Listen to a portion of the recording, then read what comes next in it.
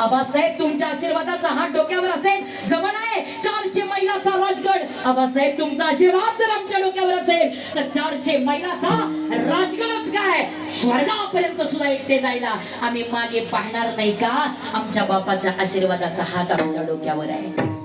हो, सामान्य बापाच्या आशीर्वादाचा हात जर डोक्यावर असेल तर मुलगा निर्धास्त राहतो. इथं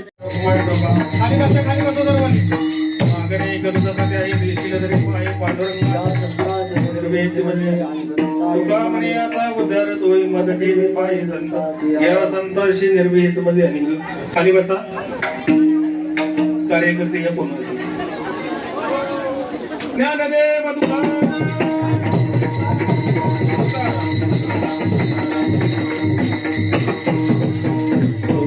महाराजांचा या ठिकाणी सन्मान करायचा आहे.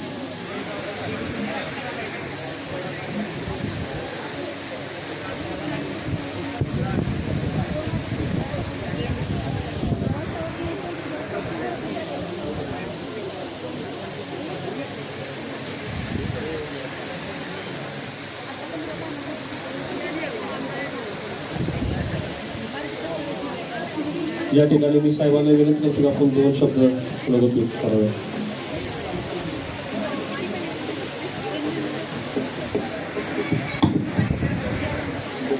कोरेगावचे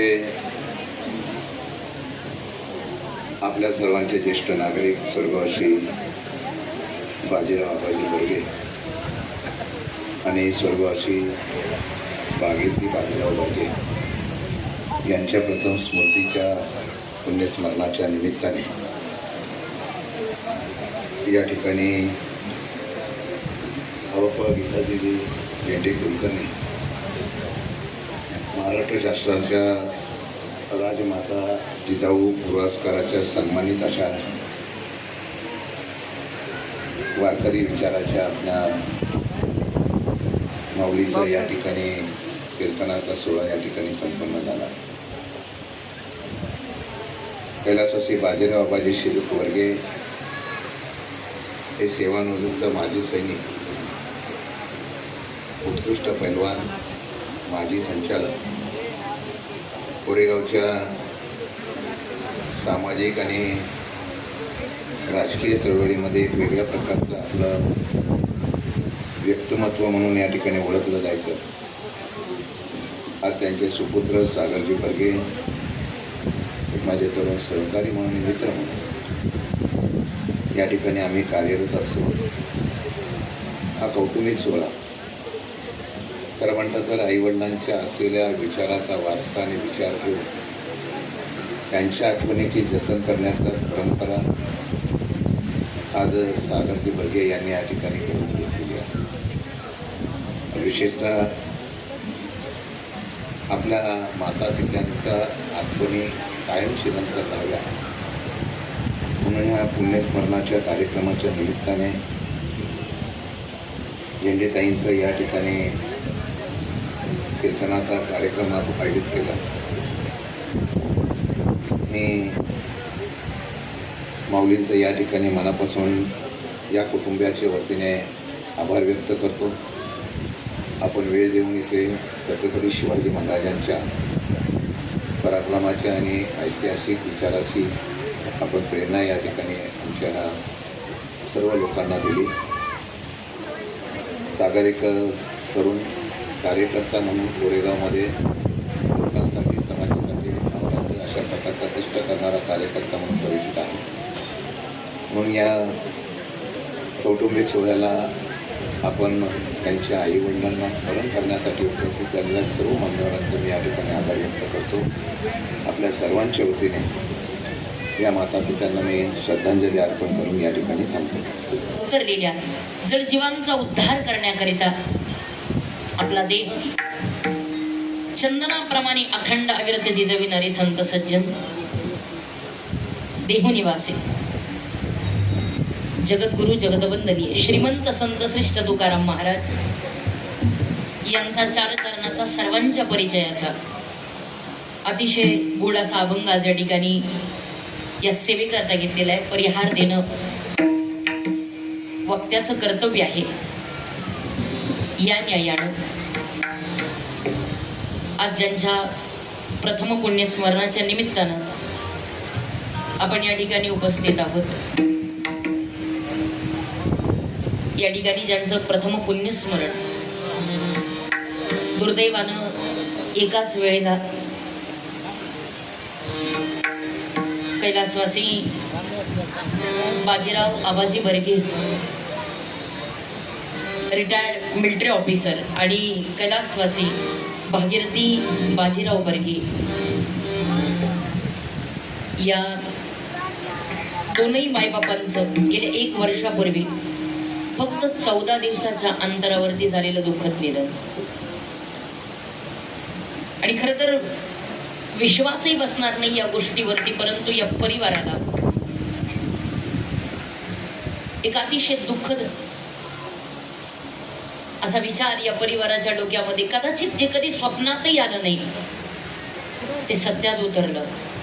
आणि एकाच वेळेला आई आणि बाबा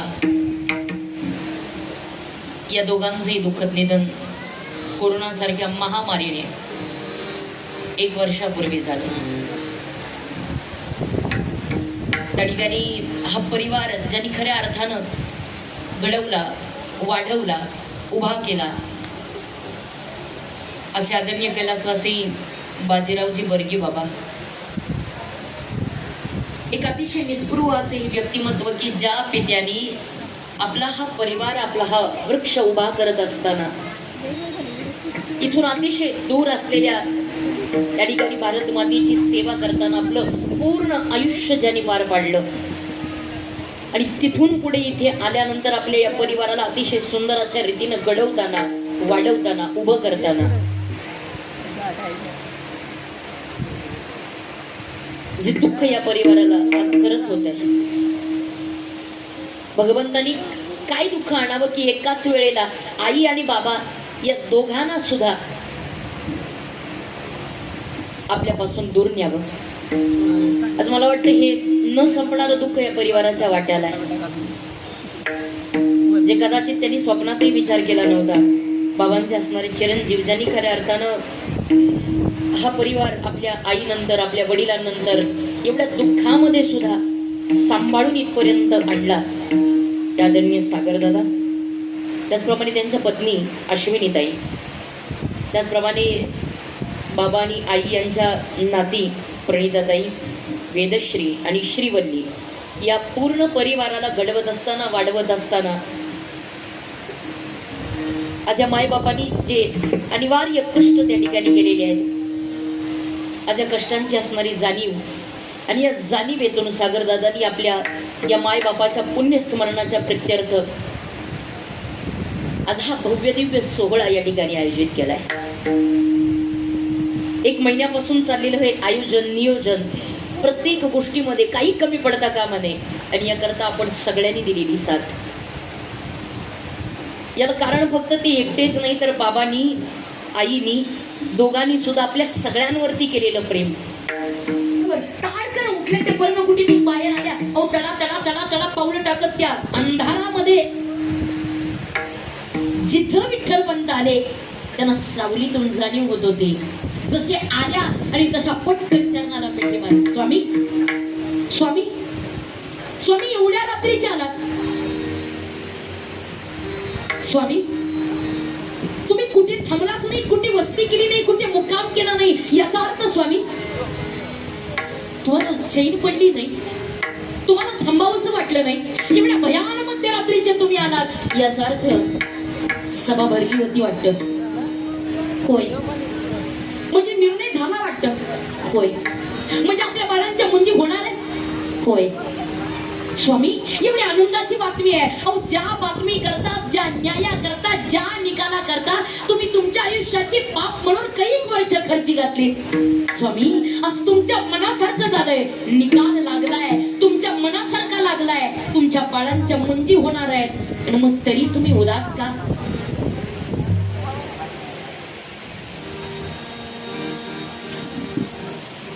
ऐका ना, आता सगळ्या महिलांना माझी विनंती आहे, थोडा वेळ बोलू नका, थोडा वेळ, कारण आता यावेळेला काहीच महत्वाचं काम नसतं, हे मी रोजच्या पुण्यस्मरणावरून अनुभवते. आता फक्त ऐकणं हे एवढंच काम राहतं. कारण तुम्ही एकमेकीशी बोलायला लागलं की मला विक्षेप होतो. जे मी कॉन्स्टंट तुमच्याशी झालेली आहे तो विक्षेप मला होऊ देऊ नका. कृपया आग्रहाची विनंती, हात जोडून. आहेत काम करणारे तिकडे त्यांचं चालू आहे, त्याच्यामुळे तुम्ही फक्त शांत राहा. नंतर काय तुमच्या गप्पा असतील सगळं सगळं करा, दिवसभर करा. फक्त 12 पर्यंत शांत राहायचं.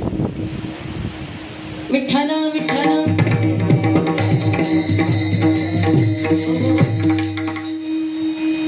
तुम्ही एवढे उदास आहात, तुम्ही एवढे नाराज आहात, मला जाणवतंय. तुमच्या अंधार होता, अंधारामध्ये एकमेकाचे चेहरे दिसतच नव्हते, पण आवाजावरून फक्त रुक्मिणी मातेला जाणवत होतं हे पतिव्रतेचं लक्षण आहे. आवाजावरून जाणवत होतं की विठ्ठलवंत नाराज आहेत. पत्नी ती आहे जी पतीच्या नुसत्या आवाजावरून तिला जाणवतं नेमकं आता पतीच्या मनात काय चालू आहे. जाणवलं, मला माहिती आहे, म्हणजे मला अनुभवता येत आहे. तुमचा आवाज खोल गेलेला आहे, तुम्ही नाराज आहात, तुम्ही उदास आहात, म्हणजे काहीतरी घडलेलं आहे. सांगा ना, एवढी आनंदाची बातमी आहे तरी तुम्ही उदास का? बोला तरी स्वामी, सांगा तरी. जड अंतःकरण विठ्ठलपंतांचं. पण त्याही वेळेला रुक्मिणी मातेनं हट्ट केल्याबरोबर सांगितलं रुक्मिणी सगळं होईल. लेकरांच्या मुंजी होतील, त्यांना पुन्हा एकदा मानाला अलंकापुरात जाता येईल, आनंदामध्ये त्यांना जगता येईल. हे वाळवंटातलं त्यांचं जगणं संपेल, बहिष्कृत जगणं संपेल. पण रुक्मिणी हा सगळा आनंद सोहळा माझ्या लेकरांचा पाहण्याकरता या जगात बाप म्हणून आम्ही नसू. म्हणजे काय म्हणायचंय काय तुम्हाला? तुमच्या शब्दांचा अर्थ काय घ्यायचा? सांगितलं रुक्मिणी या शब्दाचा अर्थ एकच आहे, हृदयावरती दगड ठेवून नाही. कदाचित जे शब्द ऐकल्यानंतर तुझ्या पायाखालची जमीन सरकेल, तुझ्या डोक्यावरचा आभाळ फाटेल, कदाचित तुला असह्य होईल. रखमाई, आपल्या लेकरांच्या मुंजी व्हाव्या असं वाटत असेल ना, तर शास्त्राने आम्हाला देहदंड सांगितलेला आहे. स्वामी, एका क्षणात रुक्मिणी मातेनं त्यांना मिठी मारली, आवडलं आणि सांगितलं थांबा. मला माहिती आहे माझी चेष्टा करतात ना, मला माहिती आहे माझी मस्करी करतात ना, मला माहिती आहे माझी थट्टा करतात. खूप दिवस झालं मी तुम्हाला भेटले नाही, माझ्यापासून दूर होतात म्हणून माझी थट्टा करतात ना. नाही रकुमाई, जे सांगतोय ना ते त्रिवार सत्य आहे. आम्हाला देहांत प्रायश्चित्त स्वीकारावं लागणार आहे आणि त्याकरता लेकर जागी व्हायच्या आम्ही निघालो आम्ही. त्या क्षणी रुक्मिणी माता सरसावल्या पुढं आणि सांगितलं थांबा स्वामी. हात पकडला. स्वामी, माझं अंतःकरण या क्षणी मला सांगतं रुक्मिणी, ज्या वाटेनं तुझा पती निघालाय ती वाट धोक्याची आहे, ती वाट संकटाची आहे, ती वाट क्लेशाची आहे, ती वाट दारिद्र्याची आहे, ती वाट कशाची आहे माहित नाही. ज्या वाटेनं तुझा पती निघाला त्या वाटेनं तू निघणं हे पत्नी म्हणून तुझं कर्तव्य आहे. कर्तव्य नाही, हा तुझा धर्म आहे आणि तो धर्म तुला पाळावा लागेल. तुम्ही जर मृत्यूच्या वाटेला चालला असाल तर मी देखील तुमच्या बरोबर मृत्यूच्या वाटेला येणारच.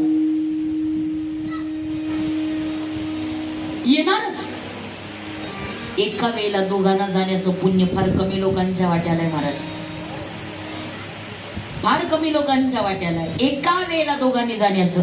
माग पुढं अनेक जण जगात अनेक जोड्या होतात, पण एका वेळेला जाण्याचं पुण्य फार थोड्यांच्या वाट्याला आहे. आणि ते पुण्य मला वाटतं आज या बर्गे आजी आजोबांच्या वाट्याला आलेलं आहे.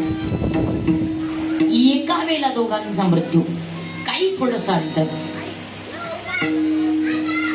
ज्या वेळेला दोघही जण सांगितलं रुक्मिणी ऐका ना, ऐका ना, एक माणूस सांगू तुम्हाला, माझ्या मनात आहे ते सांगतो तुम्हाला. आई बापाच्या अंतःकरणाची घालमेल लेकरांकरता काय आणि कशी असते हे तुम्हाला आताच्या संवादातून जाणवेल. बसा ताई, ताई इथंच या, इथंच या, इथं बसा, बसा इथे पुढे. या दोघींनी सुद्धा या, कारण त्याकरता परत तुम्हाला एवढ्या सगळ्यांना सरकत जाण्यापेक्षा असं बसा इथेच. विठ्ठल विठ्ठल.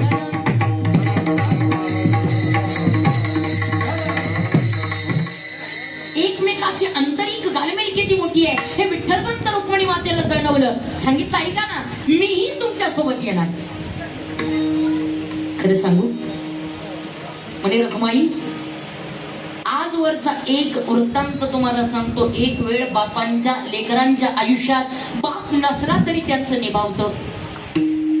नोकरीच्या कामाच्या व्यापारामध्ये कदाचित बाप निघून गेला तरी सुद्धा आई आपल्या वात्सल्याच्या प्रेमाच्या बळावरती लेकरांना वाढवते, जगवते. एक वेळ लेकरांच्या आयुष्यात जन्मानंतर बाप नसला तरी त्यांचं गाडं कडेला जातं. पण सांगू, ज्यावेळेला तहान्या लेकराला भूक लागेल ना, दूध पाजायला आईच हवी. तहान लागेल ना, त्यावेळेला पाण्याचा एक एक थेंब काळजीनं पाजण्याकरता आईच हवी. झोप येईल ना, या मांडीवरती घेऊन शांतपणे डोक्यावरती त्या कुरड्या केसामध्ये हात फिरवणारी आईच हवी. अंगाई म्हणण्याकरता आईच हवी. जीवनामध्ये दुःख येईल ना, त्यावेळेला छातीशी कवटाळून त्या दुःखावरती फुंकर घालण्याकरता आईच हवी. एक वेळ बाप नसला रखमाई तरी निभावेल, पण आई हवी. म्हणजे मला तुमचं काही मान्य नाही.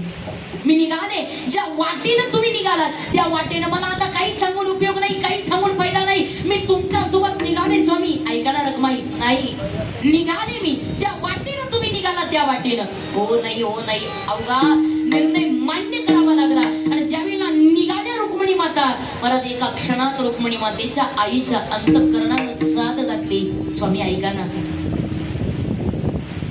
माझी एकच इच्छा आहे आई म्हणून, शेवटची. ज्या लेकरांना मी जन्म दिलाय त्या माझ्या 4 लेकरांना मला एकदा डोळे भरून पाहायचं. फक्त एकदा डोळे भरून पाहायचं. काही नाही, त्यांचं क्षेम कुशल. जीवनामध्ये आई काहीच करत नाही महाराज लेकरांविषयी. फक्त तिला एकच वाटतं, लेकुराचे हित,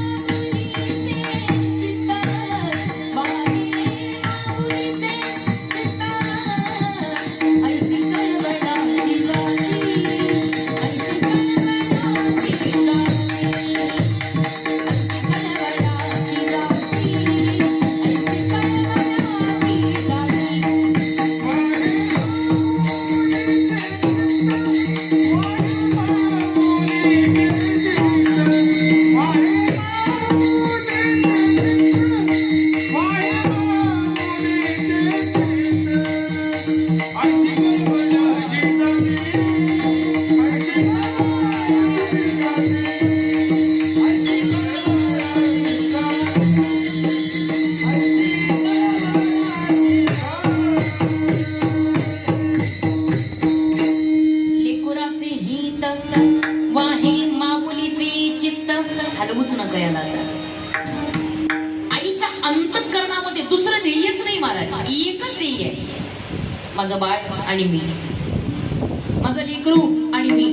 याच्यापेक्षा दुसरं ध्येय आईच्या जीवनामध्ये नाही. अहो, ज्या वेळेला या ध्येयानं वेडी झालेली ती आई म्हणे, एकच माझी अंतिम इच्छा आहे, माझ्या बाळाला मला डोळे भरून पाहून द्यायचं. निघाली महाराज. त्या पर्णकुटीमध्ये आली सिद्ध बेटातल्या. 18 विश्व दारिद्र्यानं भरलेली ती पर्णकुटी. ज्यावेळेला पाऊल ठेवलं त्या पर्णकुटीमध्ये आणि लक्ष गेलं, संत कवी महिपती महाराज, संत कवी त्यांनी वर्णन केलेलं आहे. ते म्हणतात, या सिद्ध बेटातल्या पर्णकुटीमध्ये कडदांना कार दाटलेला होता. एक छोटासा लांबन दिवा पेटलेला, तेल थोडं होतं, वात मात्र मोठी होती. आणि त्या वातीचा लख प्रकाश अवघ्या पर्णकुटीवर पसरलेला. दैदिप्यमान मुलांचे चेहरे लखपणे उजळत होते. हळवारपणे पाऊल टेकवलं आणि लक्ष गेलं अवघ्या 6 वर्षाच्या मुक्ताईकडे. 6 वर्षाची मुक्ताई.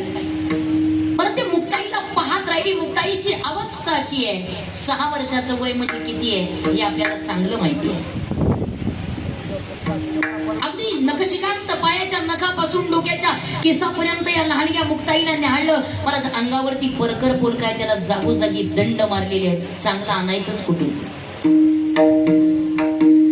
अहो जिथे 2 वेळेच्या अन्न खाण्याची वाण होती तिथं चांगलं पुरकं मिळावं कुठून? दंड मारलेले जागोजागी त्याला. डोक्यावरती महाराज भलं मोठं केसांचं टोपलाय, सुंदर गुडघ्यापर्यंत केस आहेत मुक्ताईचे, लांब आहेत, रेशमी आहे, मुलायम आहेत, पण त्याला लावायला तेलच नाही हो. अहो जिथे खायला अन्न नाही तिथे डोक्याला लावायला तेल कुठून भेटावं? आणि त्याच्याही पेक्षा तोंडाकडे लक्ष गेल्यानंतर लक्षात आलं, अरे रुक्मिणी पातेनं लक्ष दिलं त्यावेळेला कळलं या मुक्ताईच्या डोळ्यातून आसवांचे ओघ आलेले आणि तो ओघ सुकून गेलेले होते. का? 2 दिवसापासून भुकेची वेळ जवळ आली की आई ग मला भूक लागली, आई काहीतरी खायला दे, आई काहीतरी खायला दे असं म्हणताना लहानगी मुक्ताई रडू लागायची. आणि रडायला लागली की रुक्मिणी मातेनं पळत पळत जायचं, अख्ख्या स्वयंपाकघरात अख्खं स्वयंपाकघर पालतं घालायचं, पण अन्नाचा कणच नसायचा. आणि मग डोळे भरून यायचे, तसं पळत यायचं, या लहानग्या लेकीला उचलायचं आणि या लेकीला उचलून स्वतःच्या छातीला कवटाळायचं. माझ्या आईच्या वात्सल्यात ममतेत एवढी ताकद होती की त्या वात्सल्याने या लेकीची भूक संपत होती. आज या लेकीला जवळ घेताना रुक्मिणी मातेला भरून आलं का? अरे आजपर्यंत माझ्या लेकीला भूक लागली तर नुसती जवळ घेऊन त्या वात्सल्यानं तिची भूक भागवण्याची क्षमता माझ्या प्रेमात होती. इथून पुढे ही आई जवळ नाही तर हे वात्सल्य कुठं? ही आईच नाही तर हे प्रेम कुठं? ही आईच नाही ती ही ममता कुठं? गच्च पाण्याने डोळे भरून आले. मुक्ते, मुक्ते, मुक्ते असं म्हणताना जवळ घेतलं. अहो रडतायत रुक्मिणी माता, एवढ्या रडतायत का? माहिती आहे लेकीवरती आईचा अनन्य जीव आणि त्या अनन्य जीवाने आईला जाणीव आले. कदाचित जन्म जरी मी दिला असला तरी धन मात्र परक्याचा आहे.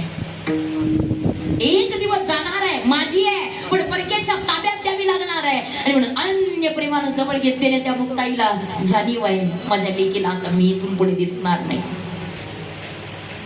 माझ्या लेकीला मी भेटणार नाही.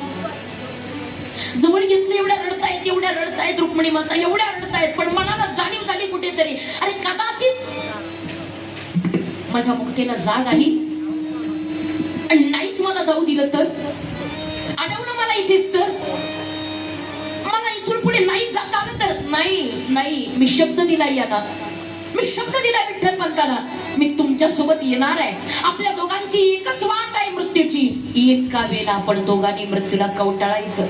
एका वेळेला शब्द दिलाय मी माझ्या मालकाला, शब्द दिलाय माझ्या धन्याला, म्हणून कवटाळलं रुक्मिणी मातेने. आणि जसं हळवारपणे या मुक्ताईच्या गालावरती ओठ टेकवला, एवढं रडू आलं का? मनात विचार आला, माझ्या लेकीच्या गालावरती ओठ टेकवण्याचं हे भाग्य शेवटचं. इथून पुढे आई म्हणून हे प्रेम नाही. गालावरती ओठ टेकवलं, पापी घेतली, उभ्या अंगाला सरसरून काटा आला, डोक्यावरती हात ठेवला, आशीर्वाद दिला लटलट कापताना, आयुष्यमान भव बाळा.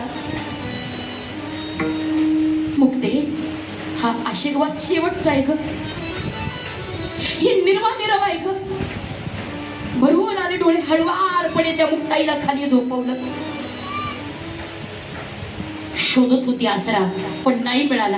हळवारपणे उठल्या, लाडक्या सोपानदेवांच्या जवळ आल्या. जवळ घेतलं या लाडक्या सोपानदेवाला, 8 वर्षाचं वय. जवळ घेतलं या लेकराला आणि या लेकराला जवळ घेऊन महाराज गालावरती ओठ टेकवला, पापी घेतली आणि आशीर्वाद दिला, आयुष्यमान भव बाळा. सौंदर्य निहाळलं या आईनं लेकराचं. हळवारपणे उठल्या, ज्ञानोबारायांच्या जवळ आल्या. मग नुसतं ज्ञानोबारायला पाहिलं, ही हृदयीचे ते हृदयी घातले. नुसतं ज्ञानोबारायला पाहिलं आणि पाहिल्याबरोबर रडूच फुटलं. माहितीये, अरे मी 4च मुलांची आई आहे, मी 4च मुलांना जन्म दिलाय, 4च मुलांच्या वरती माझं मातृत्वाची सत्ता आहे. पण ज्याच्या पुढे मी आता रडतीये, ज्याच्या पुढे मी आसवाचे तरंग डाळतीये ना, तो माझा ज्ञाना विश्वाची माय होणार आहे. त्याचं दुःख केवढं असेल, त्याची माया केवढी असेल, त्यांचं वात्सल्य केवढं असेल. पण काही नाही, जवळ घेतलं ज्ञानोबारायला, अतीव प्रेमानं जवळ घेतलं आणि जवळ घेऊन छातीला कवटाळलं. ज्ञाना ज्ञाना ज्ञाना, ऐक ना ज्ञाना, ज्ञाना. कारण माहिती आहे रे, चित्त माझ्या ज्ञानोबाराया जवळ आहे, चित्त माझ्या लेकरा जवळ आहे. ज्ञानोबारायला हळवारपणे जवळ घेतलं आणि जवळ घेताना आसवांचे तरंग पुढोबा राहिले. गालावर ओठ टिकवला, पापी घेतली आणि त्या कुरड्या केसामध्ये हात ठेवला, आशीर्वाद दिला. अरे ज्या माझ्या लेकरांनी मला एवढं प्रेम दिलंय, एवढ्या लहान वयात एवढं प्रेम दिलंय, माझा ज्ञानराजा. हळवारपणे ज्ञानराजाला खाली झोपवलं, आईचा हात पकडला, पण त्या क्षणी हळवारपणे रुक्मिणी मातेनं तो हात सोडवला आणि निवृत्तीनाथांच्या जवळ आल्या. वयाने वडील आहेत सगळ्यांना, ज्येष्ठ आहेत सगळ्यांना निवृत्तीनाथ दादा. काही नाही, जवळ आले, जवळ घेतलं आणि नुसती मिठी मारली रुक्मिणी मातेनं. एका क्षणात जाग आली. आई आई, बाबा बाबा.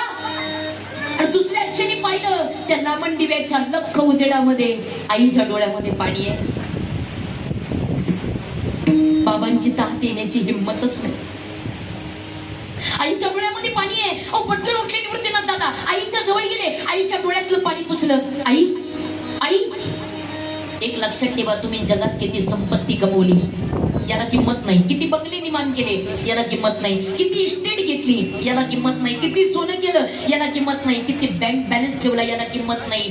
ज्या दिवशी तुमच्या आईच्या डोळ्यात पाणी आलं आणि ते पाणी पुसण्याकरता तुम्ही तुमच्या आईच्या पुढे उभा राहिलात आणि तुमच्या आईच्या डोळ्यातलं पाणी पुसून मी तुझ्या सोबत आहे असं म्हणला ना, ती तुमची जगातली सगळ्यात मोठी संपत्ती आहे. ती किती जणांच्या वाट्याला येईल मला माहित नाही, पण ती संपत्ती निवृत्तीनाथांच्या वाट्याला आली. संसारी महात्मा आहे. आईच्या डोळ्यात पाणी पुसलं. आई आई, तुझं काही दुखतंय का ग? एवढं सगळं सोचतेस, आमच्या करता एवढे कष्ट करतेस, आई एवढं दुःख भोगतेस, आई तुला काही दुखतंय का ग? आई काही त्रास होतोय का ग तुला? काही दुखत असेल तर सांग, आत्ता वैद्यराजाला बोलवतो आणि आत्ता सांगतो. नाही दादा, माझं काही दुखत नाही. आई गेली कित्येक दिवस झालं बाबा आपल्या जवळ नाही, तुला बाबांची आठवण येते? नाही दादा, मला बाबांची आठवण येत नाही. माई, आजही तू इंद्रायणीच्या तटावरती गेलतीस, आई आजही तुला कोणी काहीतरी बोललं का ग? आई आजही कोणी चेष्टा केली का ग? आई आजही बायका तुझ्याकडे पाहून फिरी फिरी हसल्या का ग? आई आजही बायकांनी तुझी मस्करी केली का ग? संन्यासाची पत्नी म्हणून विटंबना केली का ग? म्हणे राजा, अरे ते तर माझ्या 5वीलाच पोचलेलं आहे, त्याचं काय वाटून घ्यावं? मग का रडतेस ते तरी सांग, का तुझ्या डोळ्यामध्ये पाणी आहे ते तरी सांग. म्हणे दादा, मला एकच मागणं आहे, कुठेही असेल तरी आज या क्षणी तुला एक मागायचे. गार हिंडे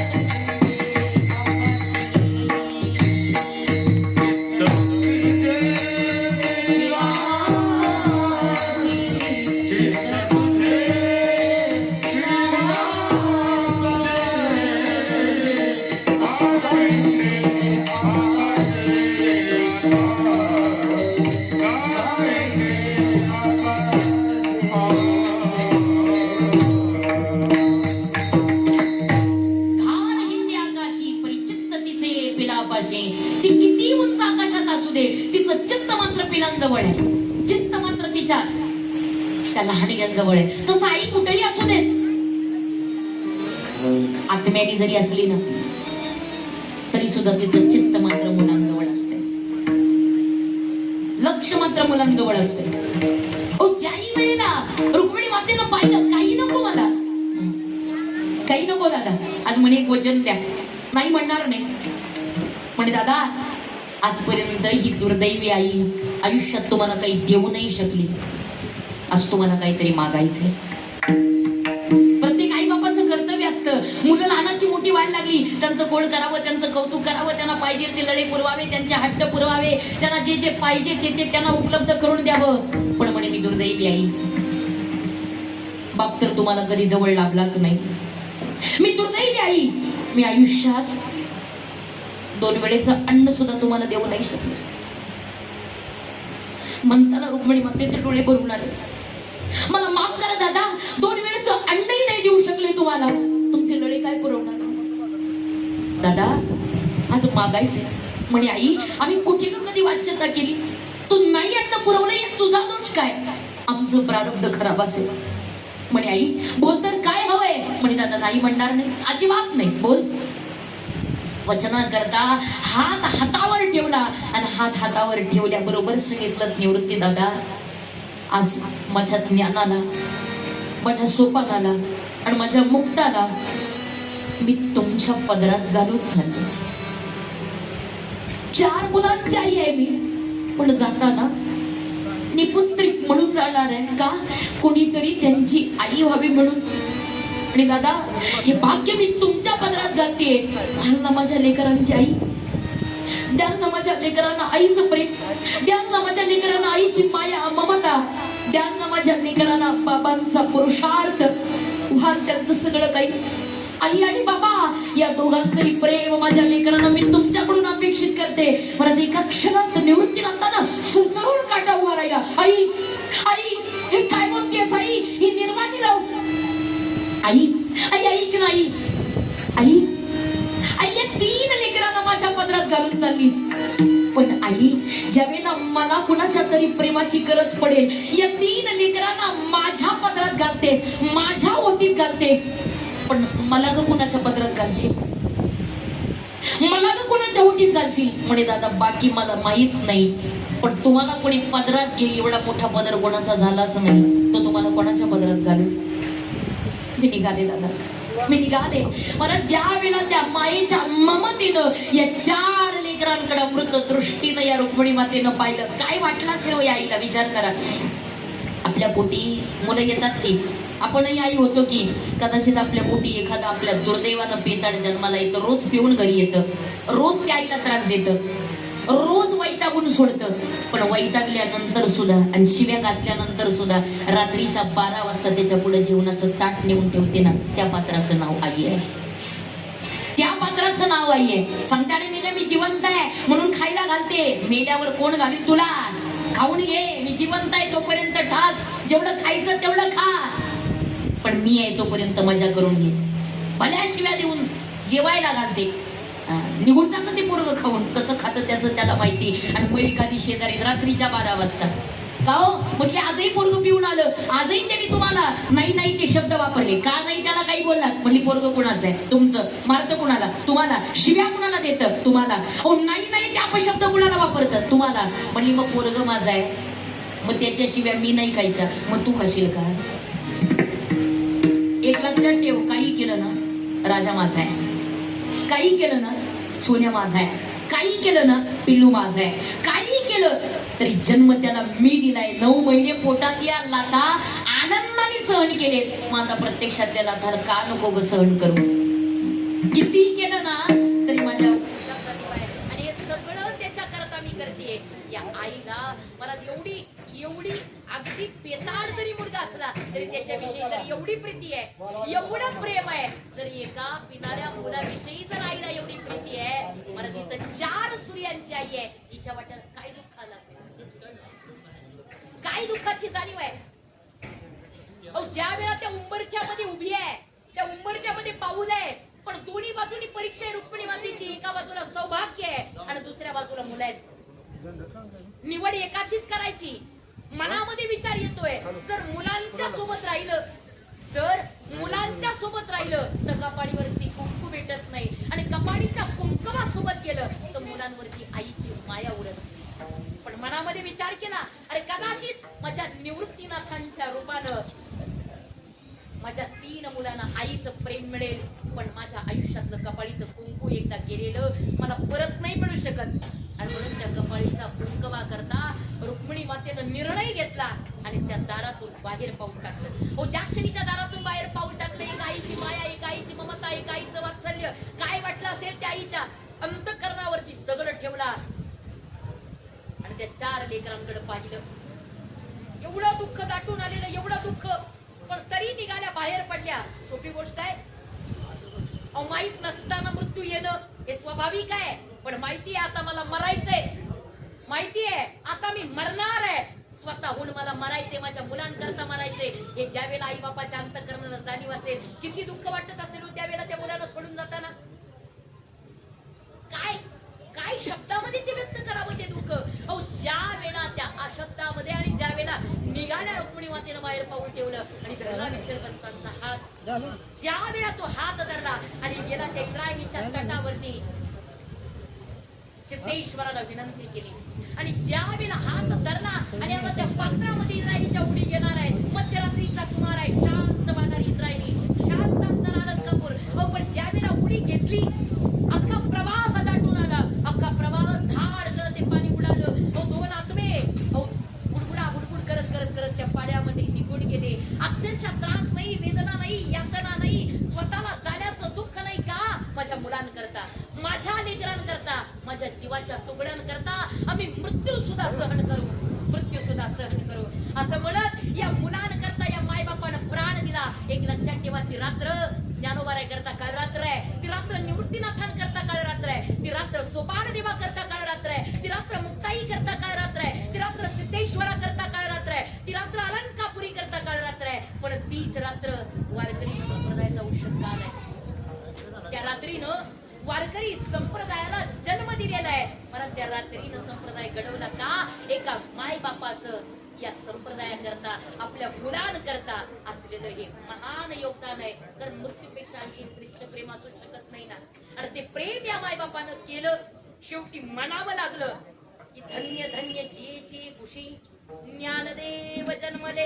अव एवढा महान पुत्र ज्ञानोबारायांसारखा पैदा झाला, पण ज्ञानोबारायांसारखा पुत्र जरी जन्माला आला तरी नामदेवाला सांगावं लागलं, अरे हा हिरा ज्या आईच्या उदरी जन्माला आला, त्या आईचं उदर किती श्रेष्ठ असेल. त्या उदरातून ज्ञानोबाराय जन्माला आले म्हणजे आई रुक्मिणी माता आणि वडील विठ्ठलपंत हे दोघंही श्रेष्ठ आहे. धन्य त्याची माता, धन्य त्याचा पिता, साठविला दाता त्रैलोक्याचा. अहो, कितीही मोठे झालो तरी मायबापापेक्षा मोठे होऊ शकत नाही, हा सिद्धांत आहे.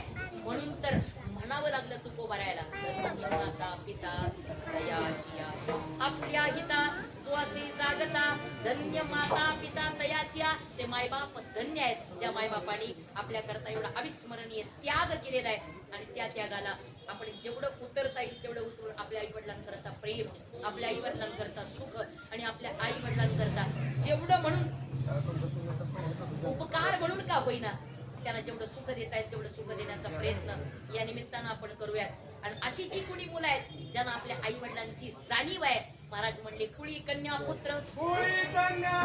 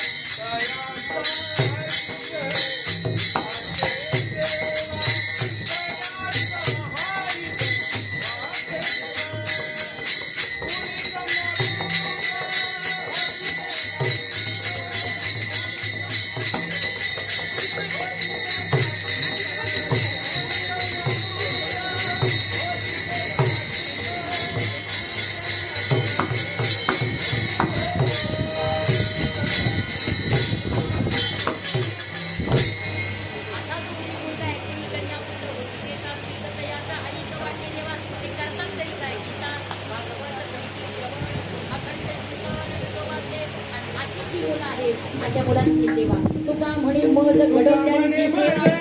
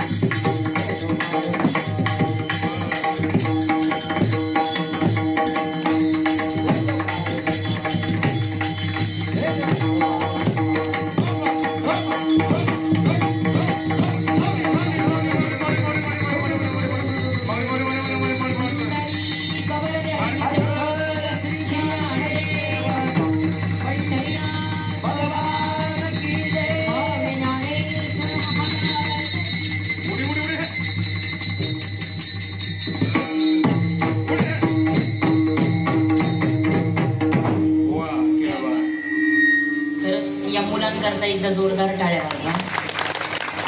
का माहितीये याचं कारण आज या वयातली आपली मुलं एकदा काय करतात हे मनोमन स्मरण करून आपलं आपणच ओळखा. आणि ही मुलं मग काय करतात की आपल्याही मनाला एकदा विचारून खरंच त्यांचा आभार माना.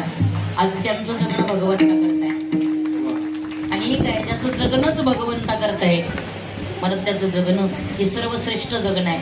आणि खरंच ही सगळी जरंडेश्वर नाही का वारकरी हरिपाठ मंडळ आज या तरुणांकडे पाहिलं की खरंच फार आनंद वाटतो. अतिशय जबरदस्त असं यांचं योगदान. प्रथम पुण्यस्मरणाच्या निमित्तानं आपण उपस्थित आहोत. ते कैलासवासी retired military officer Shri Bajirao Abaji Barge, त्याचप्रमाणे कैलासवासी त्यांच्या सौभाग्यवती भागीरथीताई बाजीराव बर्गे या दोघाही दाम्पत्याच्या प्रथम पुण्यस्मरणाच्या निमित्तानं आपण सर्वजण या ठिकाणी उपस्थित राहिलो.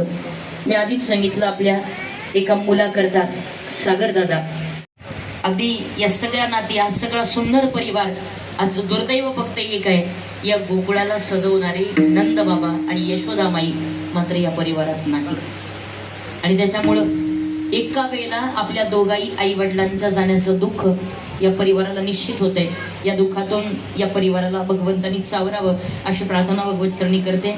सागरदादांना खूप खूप धन्यवाद देते. आपल्या आई आणि बाबांच्या स्मृतीप्रित्यर्थ आयोजित केलेला हा उत्तम कार्यक्रम. आणि आज त्यांना खरंच बरं वाटत असेल. आपल्या आई वडिलांची पुन्हा पुन्हा पुन्हा पुन्हा पुन्हा पुन्हा येणारी आठवण व्यक्त करण्याकरता असणारा आजचा हा पुण्यस्मरणाचा दिवस.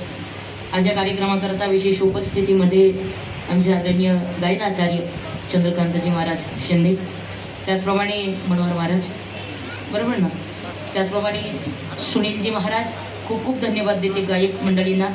त्याचप्रमाणे मृदंगामध्ये अतिशय उत्तम साथ देणारे आमच्यासोबत अनेक वर्ष असणारे सौरभ दादा, हां अतिशय उत्तम तयारी आता त्यांच्यासाठी टाळी वाजवा. खरंच त्यांच्याकरता टाळ्या वाजते. अतिशय उत्तम तयारी झालेली आहे. त्यांच्यासोबत आमच्याबरोबर अनेक असणारे महादेव महाराज नाही का, महादेव महाराज, त्यांनाही खूप खूप धन्यवाद देते. अतिशय सुंदर मृदंगाची साथ त्या ठिकाणी आपण केली.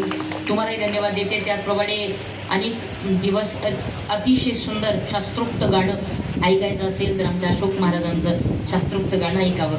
आणि हार्मोनियमवरती त्यांची असणारी सुंदर साथ, त्यांनाही धन्यवाद देते. चौदार दादा, वेणीकरी दादा, त्यांनाही धन्यवाद देते. सर्व टाळकरी मंडळी, त्या ठिकाणी सगळी तरुण मांदियाळी, त्यांनाही धन्यवाद देते. उत्तम साऊंड सिस्टीम, बरं आहे म्हातारपणात का होईना लेकरू झालं पण झालं, याला महत्त्व आहे. त्यांना उत्तम साऊंड सिस्टीम दादा तुम्ही दिली, तुम्हालाही धन्यवाद देते. सर्व माई भगिनी, पुरुष मंडळी, या कार्यक्रमाकरता उपस्थित सर्वजण आपण या कार्यक्रमाची शोभा वाढवलीत म्हणून पुनश्च एकदा आपल्या सगळ्यांचं ऋण व्यक्त करते. आमचे परमस्नेही आदरणीय ज्ञानेश्वरजी माऊली तांदूळवाडीचे, त्यांनाही धन्यवाद देते.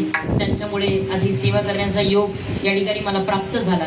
आज या दोनही माईबापांच्या चिरंजीवी आत्म्याला भगवंतानी भावपूर्ण अशी श्रद्धांजली समर्पित करावी अशी भगवत चरणी प्रार्थना करते. आणि मला जे उत्तम असा पिता आज या ठिकाणी ज्यांनी या हिंद मातेकरता, भारताकरता, तुमच्या आमच्याकरता मिलिटरीमध्ये काही दिवस काढले. एक लक्षात ठेवा, देवाकरता, देशाकरता, धर्माकरता जाणारी माणसं या जगाच्या पाठीवर फार थोडी आहेत, फार थोडी आहेत. कारण आजही आपल्याकडे तोच आदर्श आहे, फक्त आपण घ्यायला कमी पडतो. खरंच आपल्या वडिलांनी आपल्याला शिकवलेलं आहे धर्माकरता कसं जगायचंय, देशाकरता कसं जगायचंय. दिल दिया है जान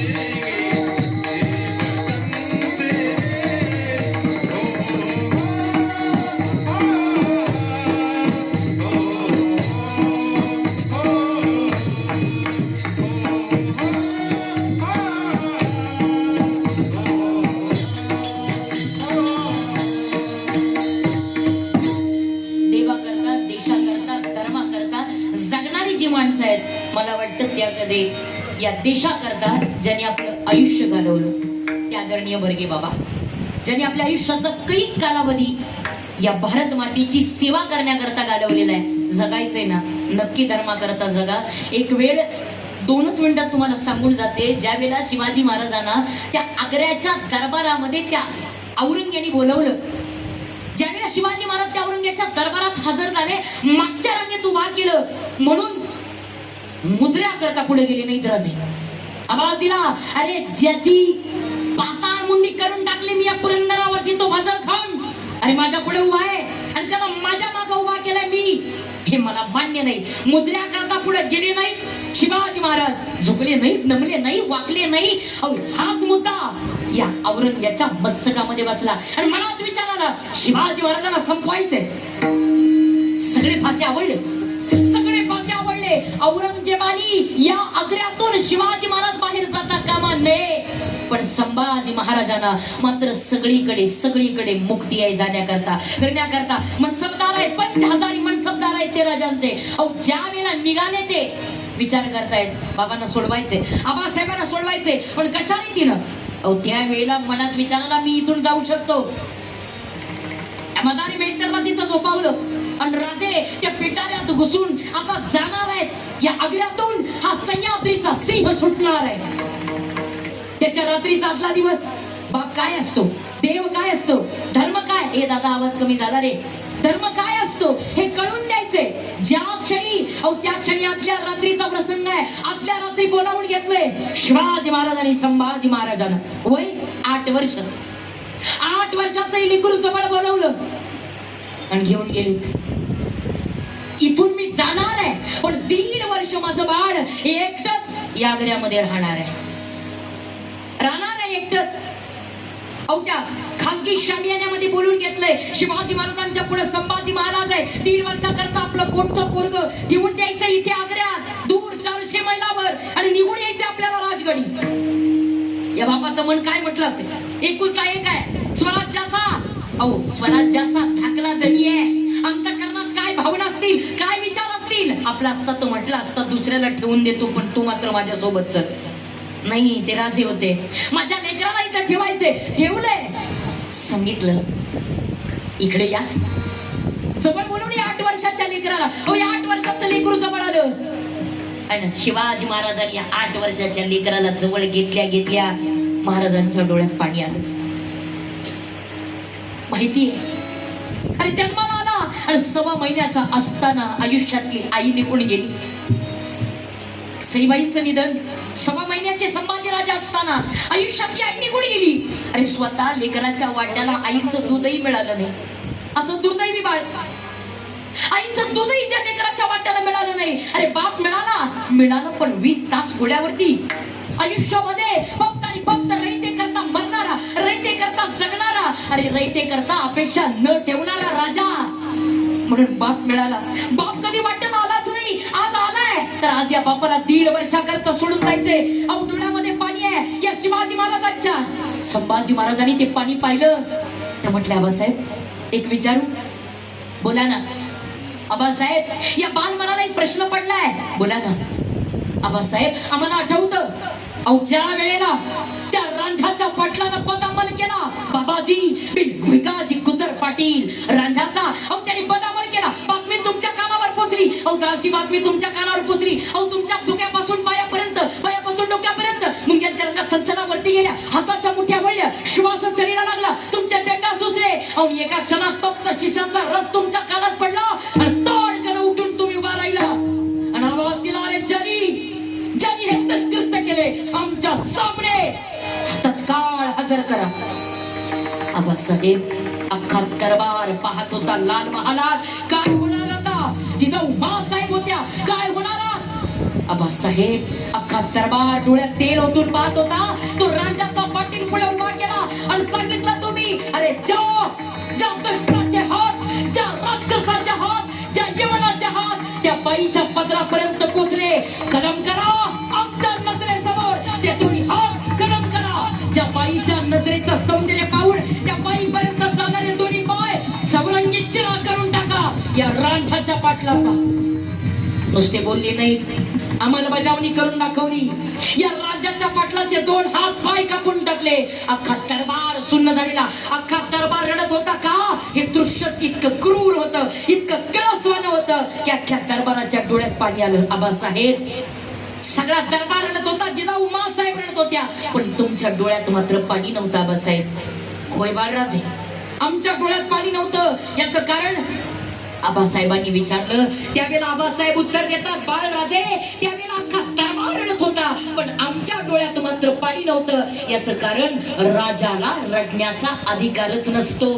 आबासाहेब मग राजाला जर रडण्याचा अधिकार नसतो मग त्याही वेळेला तुम्ही राजेच होतात आणि आज आग्र्याच्या दरबारात जरी आहात तरी तुम्ही राजाचा.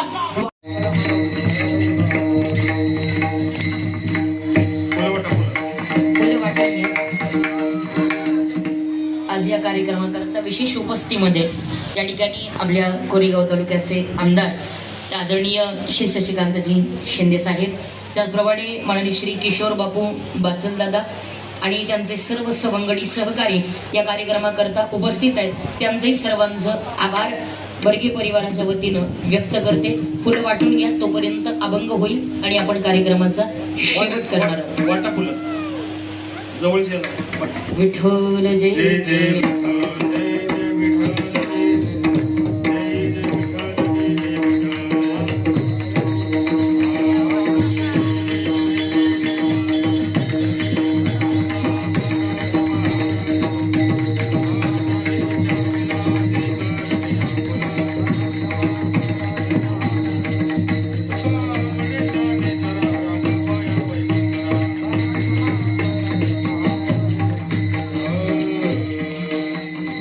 आम्ही जातो तुम्ही कृपा सोडावी,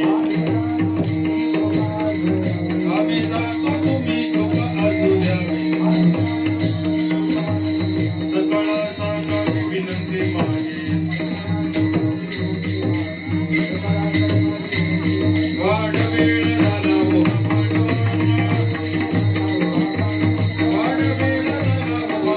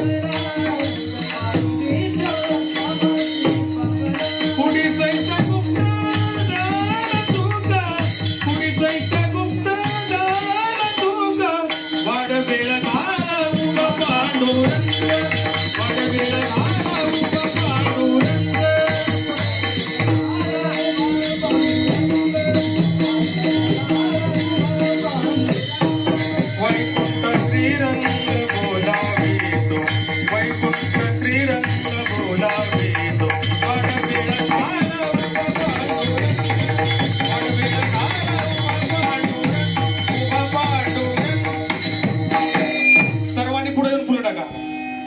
पुढे येऊन पुंडलिक वरदान विठ्ठल श्री ज्ञानदेव पंढरीनाथ भगवान घरातल्या माणसाने आरती घ्या.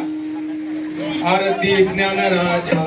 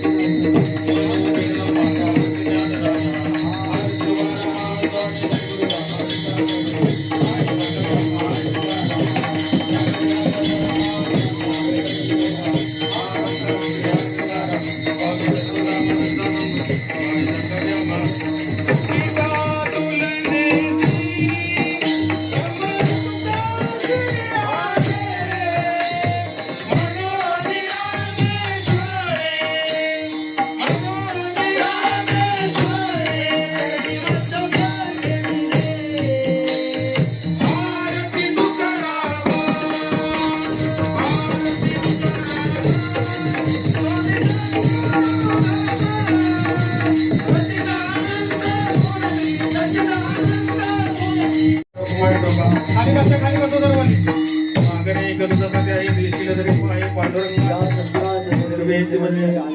तुका म्हणे आता उद्धार होई मदती पायी संत, या संतांशी निर्भीच मध्ये आणि खाली बसा. कार्यकर्ते हे कोण असेल? ज्ञानदेव तुका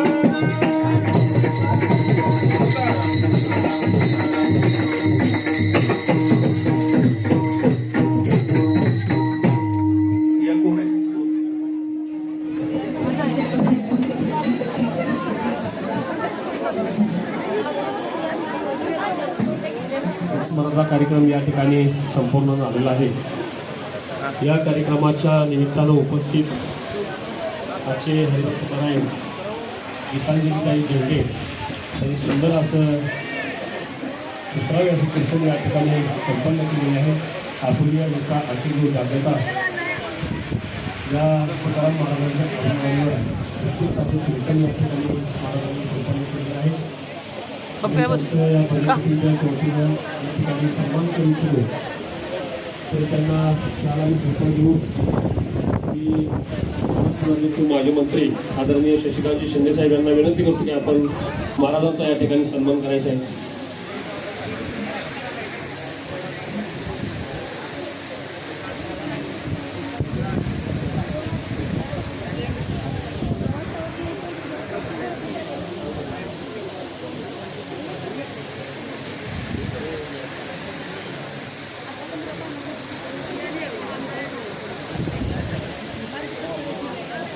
या ठिकाणी मी साहेबांना विनंती करतो की आपण 2 शब्द लगोत करावे.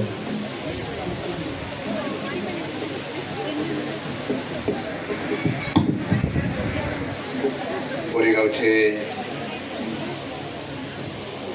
आपल्या सर्वांचे ज्येष्ठ नागरिक स्वर्गवासी बाजीराव आबाजी बर्गे आणि स्वर्गवासी भागीरथी बाजीराव बर्गे यांच्या प्रथम स्मृतीच्या पुण्यस्मरणाच्या निमित्ताने या ठिकाणी हवप्पा गीतादेवी झेंडे कुलकर्णी महाराष्ट्र शासनाच्या राजमाता जिजाऊ पुरस्काराच्या सन्मानित अशा वारकरी विचाराच्या आपल्या माऊलीचा या ठिकाणी कीर्तनाचा सोहळा या ठिकाणी संपन्न झाला.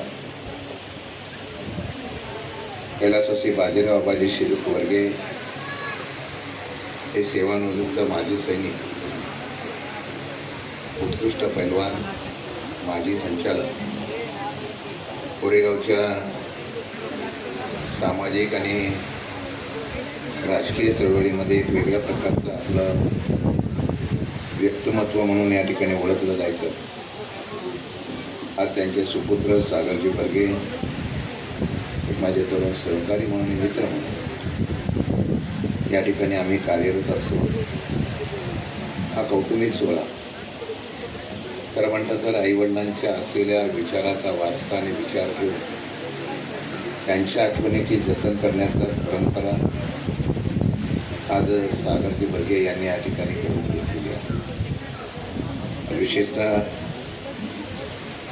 आपल्या माता पित्यांच्या आठवणी कायम शिरंतर राहाव्या म्हणून ह्या पुण्यस्मरणाच्या कार्यक्रमाच्या निमित्ताने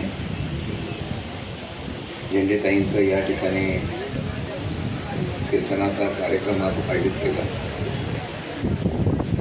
मी माऊलींचं या ठिकाणी मनापासून या कुटुंबियाच्या वतीने आभार व्यक्त करतो. आपण वेळ देऊन इथे छत्रपती शिवाजी महाराजांच्या पराक्रमाच्या आणि ऐतिहासिक विचाराची आपण प्रेरणा या ठिकाणी आमच्या सर्व लोकांना दिली.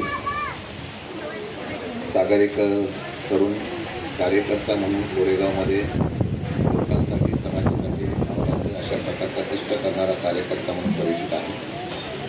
म्हणून या कौटुंबिक सोहळ्याला आपण त्यांच्या आईवडिलांना स्मरण करण्यासाठी उपस्थित झालेल्या सर्व मान्यवरांचे मी या ठिकाणी आभार व्यक्त करतो. आपल्या सर्वांच्या वतीने या मातापित्यांना मी श्रद्धांजली अर्पण करून या ठिकाणी थांबतो. धन्यवाद साहेब. या ठिकाणी मी प्रशांत पवारांना विनंती करतो की आदरणीय मंत्री महोदय यांचा या ठिकाणी श्रीफळ देऊन सन्मान करायचा आहे. त्याचबरोबर या कार्यक्रमासाठी उपस्थित असलेले कोरेगाव तालुका माजी पंचायत समितीचे उपसभापती माननीय किशोरजी बारसर यांचा या ठिकाणी अजय बर्गे यांनी सन्मान करावा असं मी त्यांना विनंती करतो. त्याचबरोबर कोरेगाव तालुका पंचायत समितीचे सभापती माजी सभापती संजयजी जवळ यांचाही या ठिकाणी सचिन बर्गे यांच्या हस्ते सन्मान होत आहे. त्याचबरोबर या कार्यक्रमाला आपण सर्वच जण उपस्थित राहणार त्याबद्दल बर्गे कुटुंबियांच्या वतीनं या ठिकाणी आपल्या सर्वांचेच मनपूर्वक अभिनंदन, मनपूर्वक स्वागत करतो आणि सर्वांना वर्गीय कुटुंबियांच्या वतीने एक विनंती करतो, या ठिकाणी जेवण केल्याशिवाय कुणीही जायचं नाही.